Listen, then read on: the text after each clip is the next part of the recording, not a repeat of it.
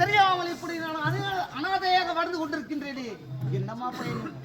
அம்மா மகனே, உன்னுடைய தாய் யார் என்று உனக்கு தெரிய வேண்டும். அப்படித்தானே? சூளபுரி கோட்டையில் ஒரு பெண் கௌரி பூஜை செய்கின்றாய். அவள் தான் உன்னுடைய தாய். சூளபுரி நாட்டில் எந்த பாதாள கோட்டையே கௌரி பூஜை செய்து கொண்டிருக்கின்றார்களே, அவர்களா என்னுடைய தாய்? உண்மைதான். அப்படி என்றால் என்னுடைய நாடு சூளபுரி நாடு. என் தந்தையின் பேரு சூளபுரி மன்னன், என் தாயின் பேரு சுகுணா தேவி. ஆனால் அம்மா, நான் அவர்களை பார்க்கிறீங்களா? பார்க்கலாம் மகனே, சென்று வாருங்கள். அப்படியா? அதற்கு தாயே. ஆனால் என் தந்தை இருந்து விட்டார் என்று உரைக்கிறீர்களே, என் தந்தை போன்ற பாவி யார் என்று தெரியுமா? அந்த மாயாசுரன் தான். அந்த மாயாசுரனை கொல்ல வேண்டும் என்றால் நீங்கள் என்ன செய்ய வேண்டும் தெரியுமா? 7 கடல் இருக்கின்றது. அந்த 7 கடலை தாண்டினால் திருப்பார் கடல்.